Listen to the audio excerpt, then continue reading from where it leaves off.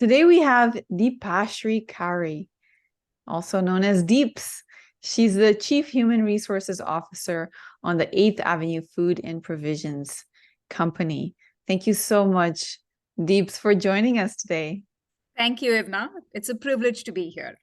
We're going to have some interesting stories, some, let's say, harder conversations that you've had in your career that are responding to something, or sometimes they're scary for some people, like disagreeing, like dealing with people who speak to you in a negative or condescending way. So I'm excited to hear what you have to say. And why don't we start with the disagreement part?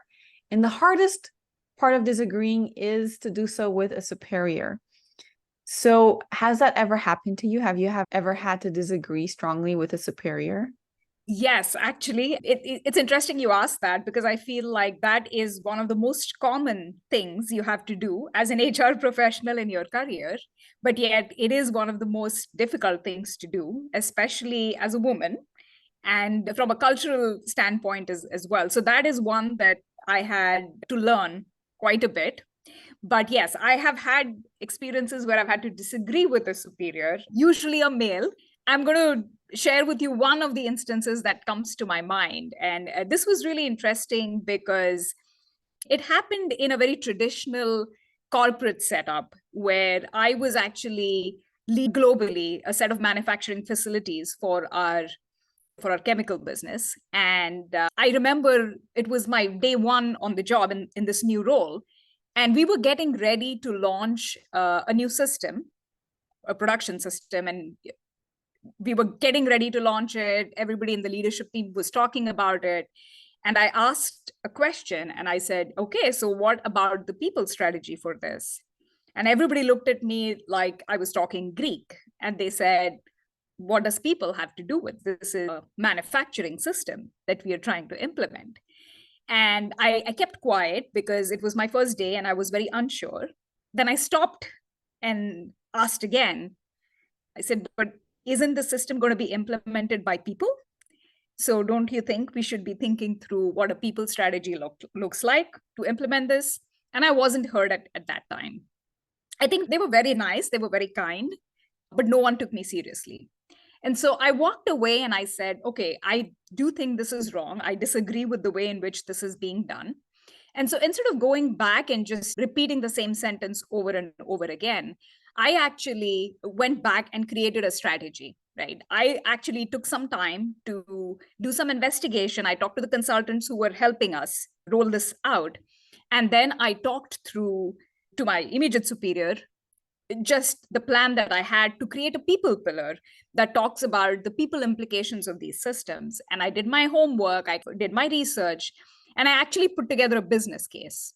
And I talked about why is this important and what would be the cost of not doing this, because we were investing so much money in the system that if people didn't have the behavior change that we were expecting in them, it would be really a big loss for the organization. And I will tell you, it took me 6 months to get the buy in that I needed. But it ultimately culminated in a business case presentation that I gave before our business leaders, our global head of manufacturing, my global head of HR, and a couple of other senior members who were sponsoring the system. And I talked about it. And I could tell from their faces that I was telling them something that they had never thought of before. And to their credit, they listened, they thought through it. I also think it helped that I didn't put it as a touchy feely, we need to do the right thing for people because this is what we need. We need to show empathy. I didn't use any of the HR buzzwords that they were expecting from me. I actually put together a business case and told them why it made business sense to go ahead with it. And I ended by saying, I know that you disagree that this is a people related topic, but I want to put on the table that it's all about people, because if they do not implement what we are trying to do, then I don't think there is a system. And I ended there. And they actually saw through everything that I was trying to say, which is great, and ended up sponsoring actually some money for it. So from this is not a people related system at all to, okay, we see where you're going. And yes, I think we need to spend some effort and resources on it. And they actually ended up giving me money for it as well, because there was a whole people practice that I put together, including a leadership development pillar, including competencies. And it was definitely something that endured. So I have left the organization since then, but the production system continues and the people pillar continues. And for me, it was a very strong message or a story, because the first lesson that I learned was, when you walk in the door and you don't agree with what's going on, it's okay to A, disagree then and there, and two, not get disheartened if you don't get the result that you're expecting the first time you open your mouth, right?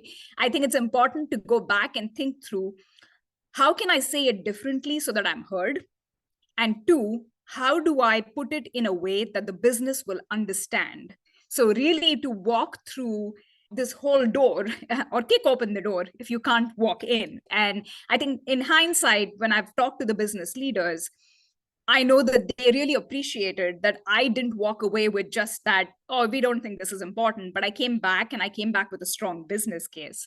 So yes, it was scary. And yes, it was disheartening, because sometimes when you walk in the door and you say, hey, I disagree, you almost are expecting people to sit up and listen to you and say, yeah, why do you disagree? And tell us more, and then listen to your viewpoint. And that's not what happened, So I think it's important to find your voice for yourself, even if you don't have others encouraging you to use it. So that was my big lesson learned. And of course, disagreement, but not in a way that is abusive or abrasive, but disagreement in a way that's meaningful. Wow, that's a fantastic example.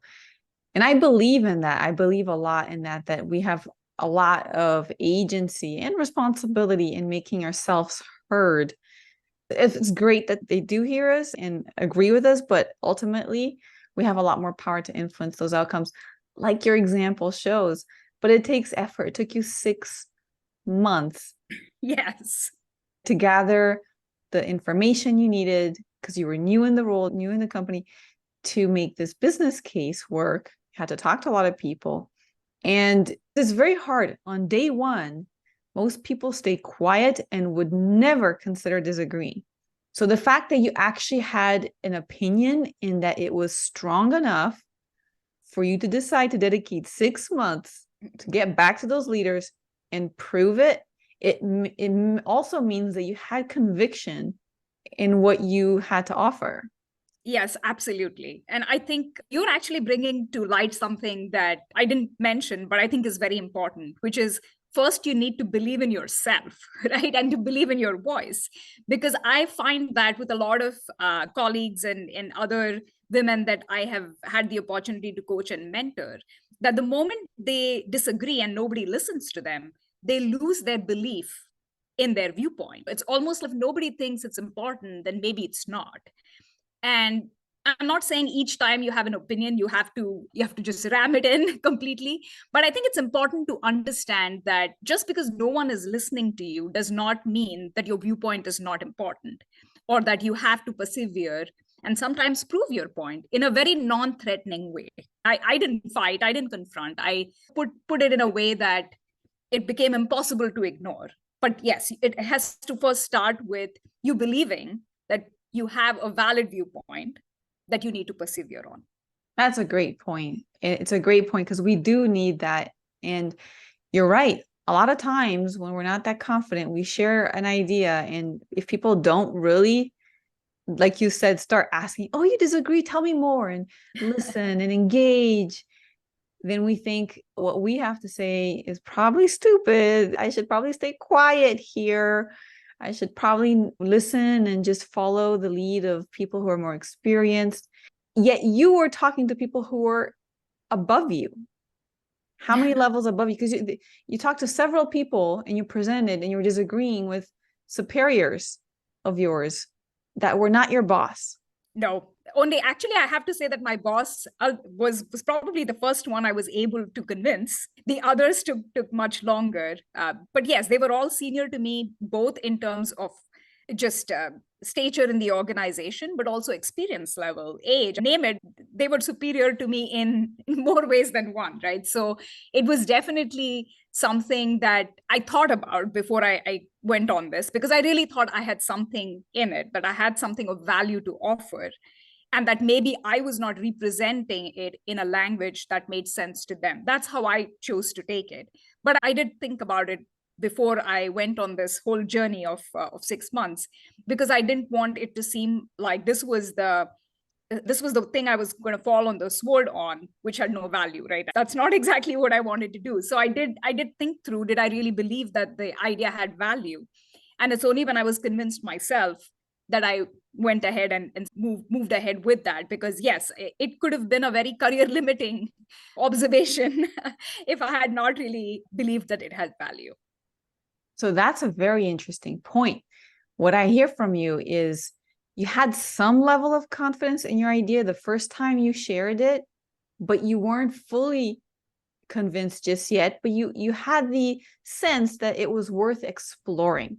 And so you went to explore, understand, talk to the consultants, and that's when you developed even more conviction around your idea, enough conviction and enough knowledge and structuring of your thoughts and your business case to then go confidently present this to the other senior leaders in the organization. Did you present to them all at once or one at a time? So a bit of both, because there were quite a few leaders, and so I decided to go with the ones that I felt I had a better relationship with. I did one-on-one, and then there was a group meeting that I did, and that's another thing that I've learned, that when you're trying to influence a group of stakeholders that don't entirely agree with your viewpoint, it's important to influence the ones that you think are on your side, so that when you're in the room, you're not the only one advocating your case, right? So because I had some level of stakeholder buy-in before I got into the conference room, I think I was able to help my case a little bit more. So it was really a mix of one-on-ones that I did where people were partially convinced, and then this big meeting where I had 5 people. I still remember that day. Honestly, I still remember very clearly, because it was a big meeting for me. I remember where I was sitting. I remember the conference room. It's etched in my memory. And I'm grateful to the leaders who supported me when I said, hey, I think this is important. And people were willing to stand behind me and say, yes, I think she has a point. So let's go to that meeting that day. You were walking into that meeting. What were you thinking and what were you feeling? I was a nervous wreck. I was trying to be very calm and poised and have my game face on. And by the way, that is my secret superpower. No matter how I'm feeling, I always have my game face on. But I was really nervous. I was wondering if I would be able to convince them. And I was thinking, if I'm not able to do it, that's okay. It's just one meeting, it's just one issue. I was trying to convince myself of that. But then on the flip side, I was asking myself, if I'm not able to convince them, how will I ever influence them on anything? And how am I going to move forward from this? Because I've called all these people, and if I have nothing of value to offer, if they disagree with me, then I'm just going to be another person on the leadership team with no voice. And I don't know whether I can live with that. And I was thinking through all of that. And then the other part of me was, okay, this is your one shot.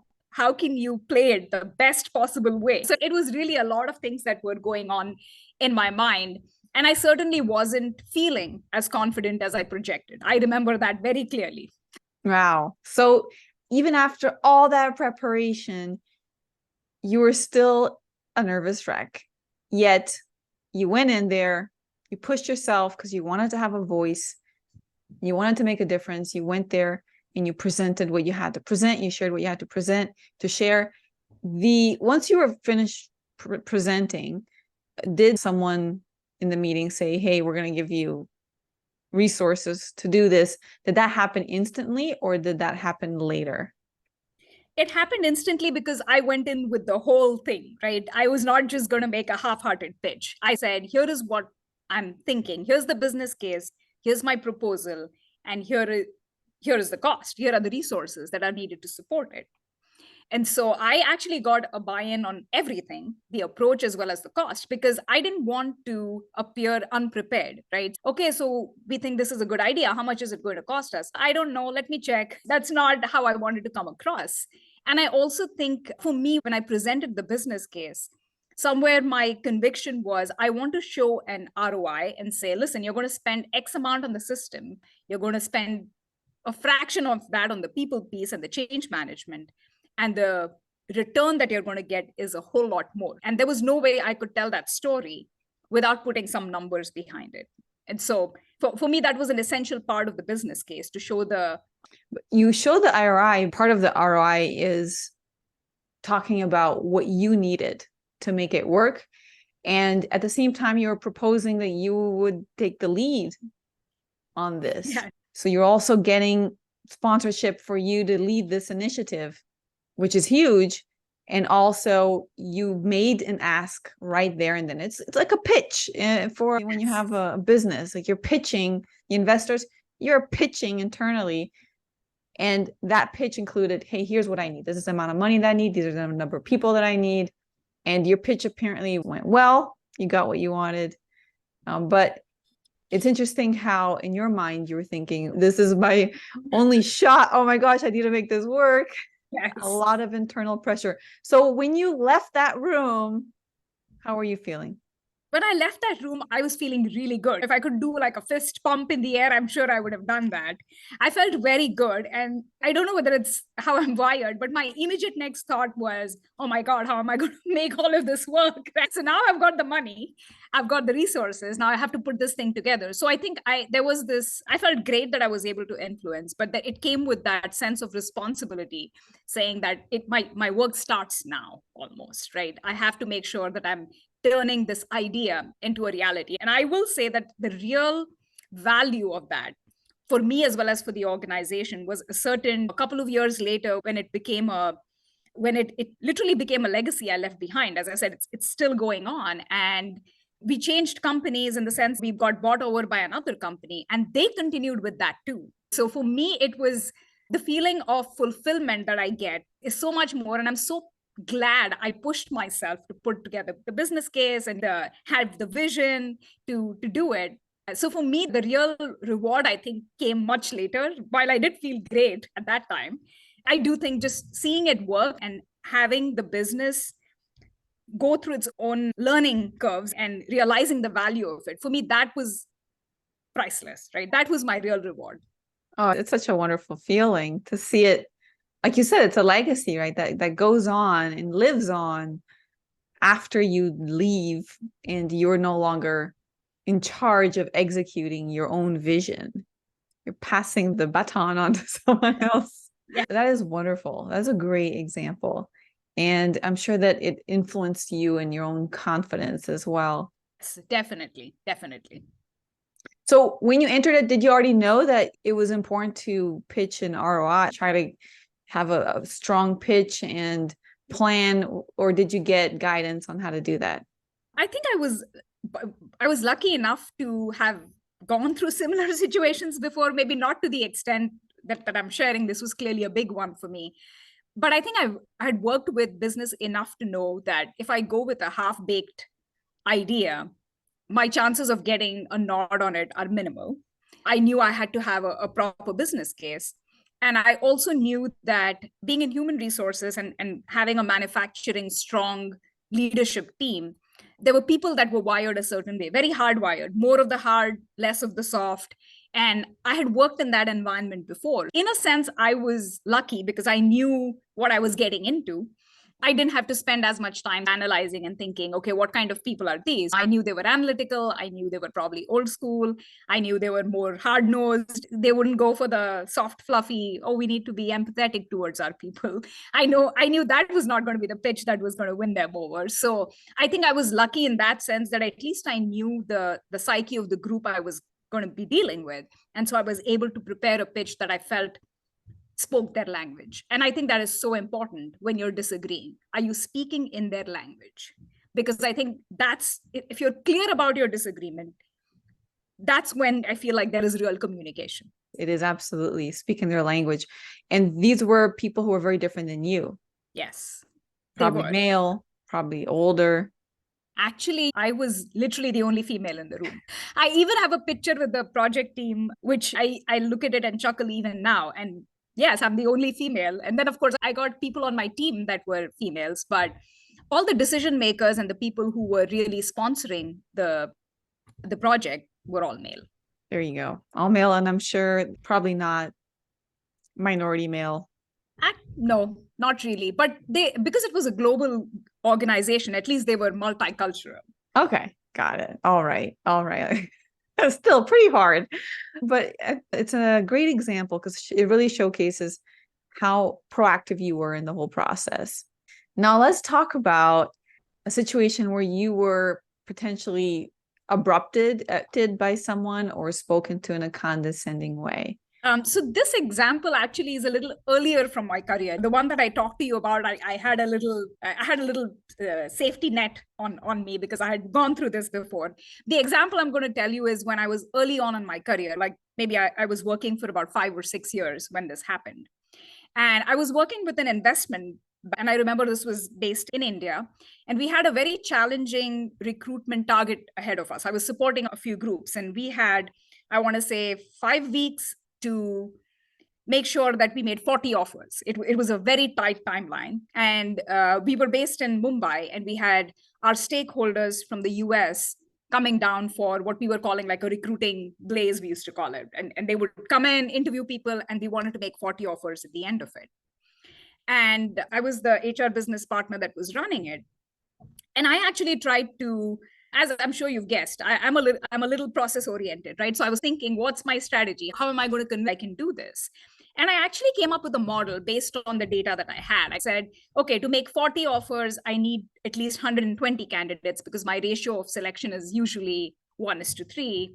Okay, so I need 120 candidates. If I need 120 candidates, how many people do I need to shortlist? If I need to shortlist these many people, how many people do I need to look at CVs? And I had this whole conversion ratio that I had built based on the past data that I had in terms of what have we been doing so far. And then I literally boiled it down to a number which said, okay, it means I have to shortlist 10 CVs every day if I need to. So if I am shortlisting 10 CVs, then I'm good. So that was essentially what we were talking about. And then I was supposed to make this pitch to a bunch of investment bankers because the question was, are you going to be able to pull this off or not? Because there were people traveling for these interviews. And if we didn't feel that we were going to have enough candidates, it was going to be a waste of a trip. We had 5 or 6 people. So that was what we were trying to do. And I remember this one, he was youngish. He was not very experienced himself, I think. But he was the one who was facilitating that transition of the work from the US to India. And I remember he was sitting in this conference room, and I was giving the presentation. I was talking about my conversion ratios. I was saying, hey, this is what I think. And then his body language was all off. Like he was rolling his eyes. He was looking here. His face was very smirky. I could make out that he was not really convinced about what I'm saying. So it was disturbing. It was distracting. And I kept looking back at him, almost like I wanted to convince him that what I'm saying is right. But I think he was being more vocal in the way he was expressing it. But there was a degree of skepticism in the room. And if you've worked with investment bankers, you will realize that they are extremely arrogant, they are extremely condescending, and they usually have little or no value for human resource professionals, right? So that is really the stereotype. And I know I'm stereotyping, but that's how they are. And so there was a general skepticism in the room. And you have to remember, I was fairly early in my career too. They see this, whatever, green something, trying to explain to them how she's going to have 140 people lined up for interviews in 5 weeks. And then as I was getting ready to say something, and he just interrupted me. And I said, so what I'm trying to say, and then he just stopped and I don't understand what you're saying. So I just looked at him and I said, excuse me? And he said, yeah, I don't understand. All I see is a bunch of numbers and you going on and on about how many CVs you need. And so what are you trying to say? And I said, what I'm trying to say is I have a model that I'm working on that I'm trying to explain to you and to help you understand how are we going to get to the numbers. And then he said, you know what? I don't agree. He literally said that, I don't agree. And something snapped at me at that time. So I just looked at him and I said, okay, fair enough. I said, let me ask you a question. how many recruitment drives have you led in your career? And he said, why should I lead recruitment drives? I'm an investment banker. I've interviewed people, but I've not organized recruitment drives. I thought that was your job. And I looked at him and I said, yes, I can tell you I have done X number of recruitment drives. My success rate has been 100%, which is why I am telling you that I will be able to do this. You, on the other hand, have not done a single recruitment drive. So you would not know what these ratios represent. Secondly, I said he was an Indian based in the US. And so his understanding of the Indian job market was also limited. I said, plus, I know that you come from a different job context. So you don't know the Indian labor market. And I can tell you this is doable and this will work. Then he said, I still don't agree. I looked at him and I said, then you'll just have to wait to agree with me when I'm able to make this happen. And as I said, something just snapped in me because I can't imagine what I did. And he still didn't. I mean, I don't think he was a convert even after the meeting, but I held my ground. I said, listen, I'm telling you, I have the conviction. And there were a couple of people in the room and said, who agreed with me, were willing to give me a shot, were not convinced completely. And I was able to pull it off. And I remember this person coming back, the same guy and by the way, he's still a friend. We still are in touch after all these years. He came back to me and said, you made me eat my words, didn't you? And I said, yes. And I'm so glad I did. And I remember we always had a very almost confrontational relationship all the time that we were working, but there was a lot of respect there. But I still remember that whole situation, one where I was extremely uncomfortable because of the way it was playing out. And I did feel extremely disrespected. A, because I was stopped in the middle. He didn't even let me complete my sentence. B, I felt like they were not listening to me at all because their questions actually answered a lot of the things I'd already said. And C, I just felt minimized, right? It's almost like you're nothing. Why should we believe you? Your words have no value. And they didn't say it like that, but that's what I felt. And I will tell you, if now when I left that room, I was so angry. I was so angry at having been treated like that. And I literally said, I will show them. I'm going to make this recruitment drive such a big success that they're going to regret ever disbelieving in me. So I was fired up, but I was really hurt. I was really hurt. And I remember staying with that feeling for a long time, right? And I felt even if I'm not able to deliver on this, because it was, by the way, it was a stretch target. I didn't understand why I was made to feel like that because A, it was an impossible target. B, I was giving it everything I got. The least they could have done was heard me out, right? That's what I thought was like the basic expectation. So I think it bothered me. And the only reason I was able to stand up for myself is because I snapped. After that, I was petrified. I was like, what did I do? I just disagreed with the transition lead. If he holds that against me, I'm done for. So I don't think it was a very well thought out moment for me. I think I acted on impulse, but I'm glad I did because I think they believed in me a little bit more because I stood up for myself, right? If I just taken what they had given me, I think their belief in me would have been even worse. And it's really different to talk to the profile of the kind of person that's an investment banker. Almost like you said in the first example, where you need to match their language. Yes. It seems like that's what you did. The snapping is their language. Yes. So you had to go there because if you were like all polite and quiet and listening, empathetic, it was just not going to work with investment bankers. But I'm going to be honest and say that wasn't what I was trying to do. It's not like I thought that this is their language and this is what I need to speak. I just got mad. But in a way, right, in that meeting, you had to do something. You could leave and come back later, but ideally, you had those people there. It was a short business trip.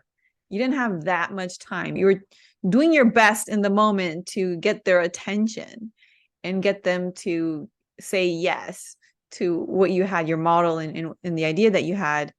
And what you were trying initially, just what you just kept disagreeing. You politely explained your model. And so that frustration that became, in a way, anger, it seems like you channeled it to speak up. Yes. And the reason I chose this example is because it's from two different phases in my career, right? I chose to speak up both times, but the circumstances were different. The way I did it was different. Now, I was lucky the first time that it happened. I think I was more smarter the next time, where I didn't just say something in the heat of the moment and then scramble around to make it happen. But I really thought through my approach. So I do want to say that the outcome is the same, but it's from different points in my career. And I do think I could have approached even the first situation much more maturely. I didn't. Where I'm trying to go with this is it doesn't matter at what point you are in your career. I think speaking up, disagreeing, and standing up for yourself is a habit that you have to develop. And it's never going to feel comfortable. I didn't feel comfortable in that room all those years ago. And I was still a nervous wreck all those years later. Yeah, all you did was refine your approach, but still, in the first example that you gave, you were dealing with very senior leaders, and it was a bit of a different approach. You had to do what you did to get their buy-in. It was a more difficult buy-in.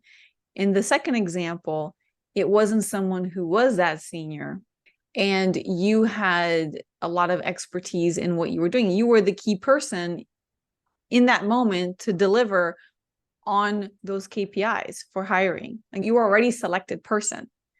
There was nowhere else you couldn't go somewhere else. And obviously you were a lot younger, and yes, sure, there may be other things you could have said that would have felt better for you and maybe had a better impact.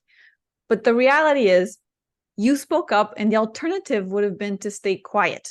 Yes. And that's never the better alternative. That's right. Right. Because sometimes you just don't know exactly what to say in the moment. And often speaking up, even if imperfectly, is still better. Absolutely. Those are some golden words right there. Wonderful. Great examples. Given all these stories, would you consider yourself an assertive woman? Yes, I do consider myself an assertive woman. And I will tell you that it does not come very easily to me, because somewhere I had to make my peace with assertive does not mean aggressive. Assertive does not mean disrespectful. Assertive just means I'm making my voice heard. And it took me a while to be comfortable with that meaning. And it also took me a while to be comfortable understanding what assertive means in different contexts. So India is a much more indirect culture. So what being assertive meant in India is not what assertive means in the US. And that is an important cultural context as well, because I know I hadn't processed it quite like that when I moved to the US. And so now I consider myself assertive in both cultures, but I don't know whether I could have said that earlier. And so I think I learned something when I moved to the US. Assertiveness can look and feel different in different cultures. Because I have been doing global roles, I am very aware of that. So I know that when I'm talking to my Asian counterparts, my assertiveness should not come across as aggressiveness, because it's going to be treated differently. And when I'm talking to my more direct counterparts in other parts of the world, and I'm not going to take country names, but we all know there are more direct cultures and indirect cultures.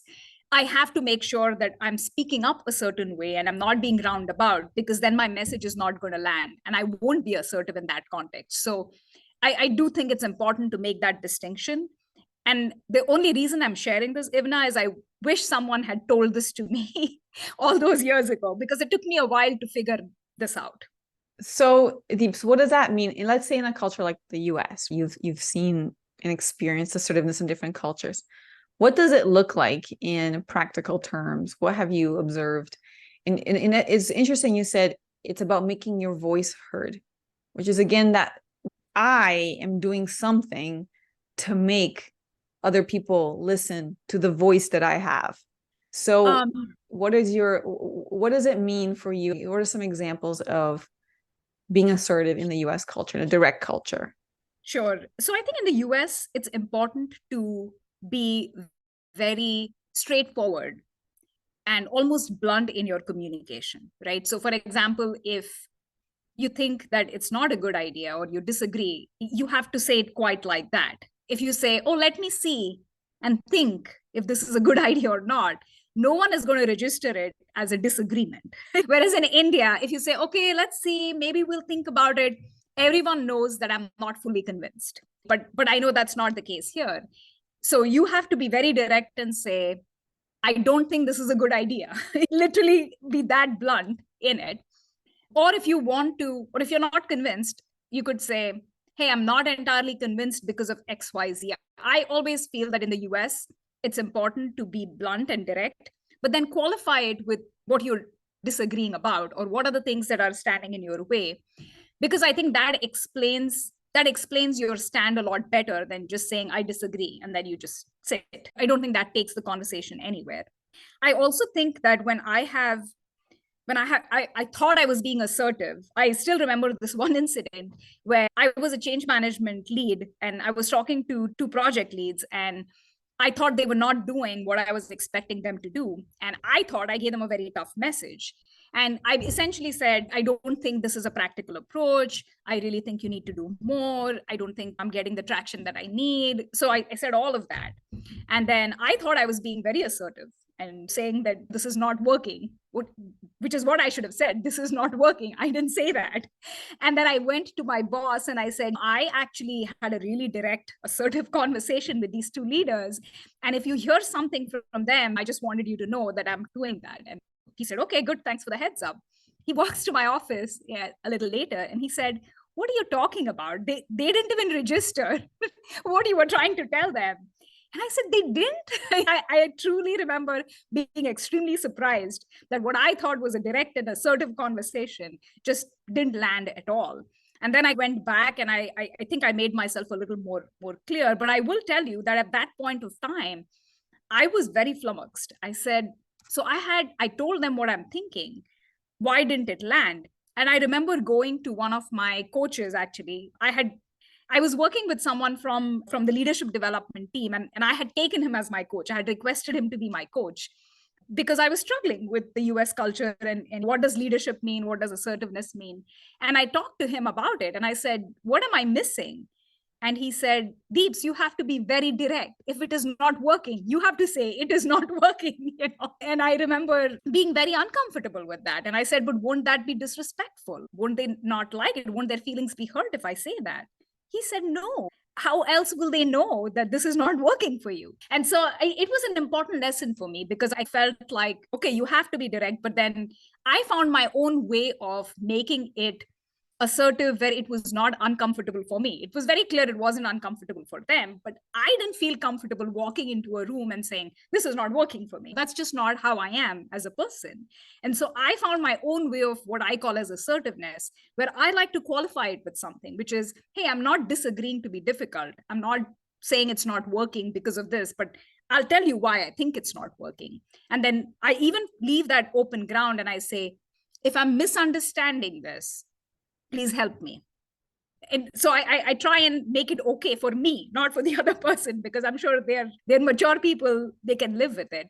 But I found my own technique of being assertive. And I think that's an important point as well, because a lot of women that I talk to are uncomfortable with being assertive, are uncomfortable with coming across as non-cooperative or bossy. And I think I tell them, you can do that in the nicest possible way. In fact, that was, I think, one of the biggest compliments I got in my previous organization, where someone told me that Deeps will tell you the most difficult things in the nicest possible way.